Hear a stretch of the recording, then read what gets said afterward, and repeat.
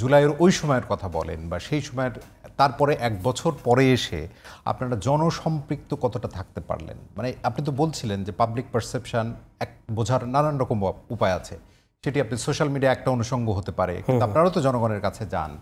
মানে মানুষ কিভাবে ওই সময় এবং এই সময় কিভাবে আপনাদের অ্যাকসেপ্ট করছে যদি একদম খোলাখুলিভাবে বলেন? একটা জিনিস হচ্ছে যে পৃথিবীর সবচেয়ে বড় পার্টিকেও সমস্ত মানুষ সমর্থন করবে না।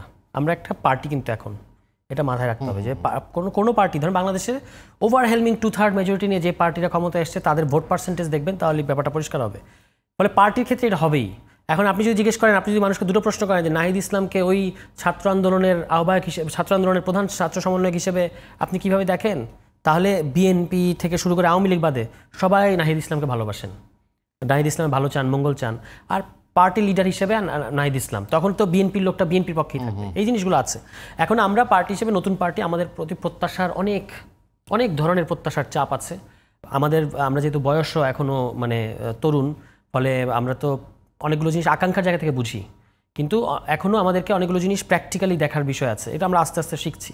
দলের বয়স মাত্র 6, 7, 8 মাস, এর মধ্যে কিছু বিতর্ক তৈরি হচ্ছে। আমি বলতে চাচ্ছি বিতর্ক তৈরি হচ্ছে, এই যে আত্মসমালোচনার জায়গা কি আপনাদের আছে কিনা? 100% আছে। এবং আমি আপনাকে একটু মনেও করিয়ে দিই, নিশ্চয়ই আপনারা একদম সরাসরি মাঠে ছিলেন, আপনারা জানেন যে ওই সময়ে বিএনপিকেও কিন্তু জনগণকে মানে খুব খোলাখুলিভাবে বললে যে একটা ট্র্যাডিশনাল রাজনীতি করবে, সেটি জনগণ কিন্তু খুব সচেতন ছিল যে ওই দিকে যাওয়া যাবে না, এবং সেই কথাই তো আপনারা জনগণকে দিয়েছিলেন।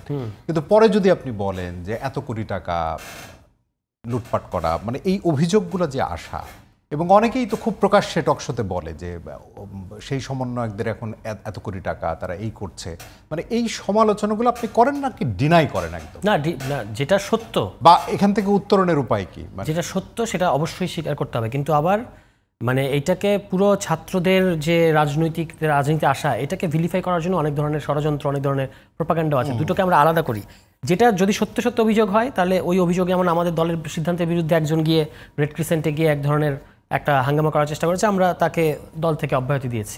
এটা তো সবসময় আছে। আর আত্মসমালোচনা কিছু অনেক ব্যাপার ইন্টারনালও আছে, যে আমরা কোথায় কোথায় পারছি না, বা মানুষের যে প্রত্যাশা আছে বিরাট মাত্রার, এইটা করার জন্য যে বড় মাত্রার সাংগঠনিক নেটওয়ার্ক থাকা দরকার, সেটা আমাদের এখনও অর্জন করতে আরও সময় লাগবে।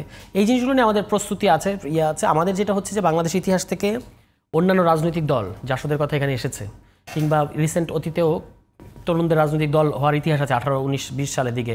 এই রাজনৈতিক দলগুলোর কাছ থেকে আমাদের গভীরভাবে শেখার, মানে আনলার্ন করার ব্যাপার আছে, যে কোন কোন জায়গাগুলো তাদের ভুল ছিল।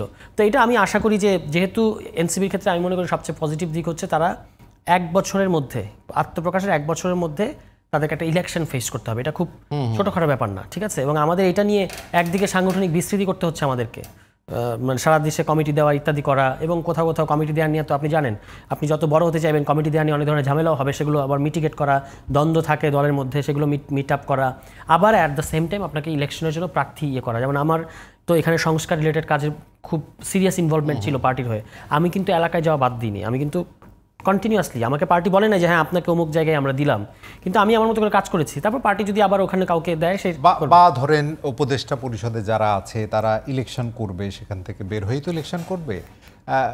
বরাদ্দের ক্ষেত্রে সেই আলোচনাগুলো আছে যে 2টি বিশেষ বরাদ্দ আপনাদের দলের, এবং একজন উপদেষ্টাও আছে, মানে এই আলোচনাগুলো আপনারা করেন কিনা? মানে ওইটার সাথে ওইটা তো সরকারের বিষয়, ওটার সাথে আমাদের কি সম্পর্ক আমি ঠিক বুঝতে পারি। তিনি তো আসলে দলেরও হয়ে নির্বাচন করবেন, সে কথাও কিন্তু বলেছেন তিনি। এরকম কিছু একটা পয়েন্ট আমি তুষারকে ধরিয়ে দেই, ওর টেকনিক্যালি ইজ কারেক্ট যে আসিফ মাহমুদ নিজের এলাকায় করছে, দায়িত্ব নেবেন না, কিন্তু উনি যারা হাসনাত আবদুল্লাহর কনস্টিটিউয়েন্সিতে 350 কোটি টাকা বরাদ্দ দিয়েছেন, এবং 7-8টা জেলা আছে যেখানে 20 কোটি, জেলা উপজেলা না, 20 কোটি টাকাও পুরো জেলায় বরাদ্দ হয়নি, যেগুলোর অবকাঠামো, এটা তো গ্রামীণ অবকাঠামো উন্নয়ন, খুবই ডিজাস্টারাস অবস্থা।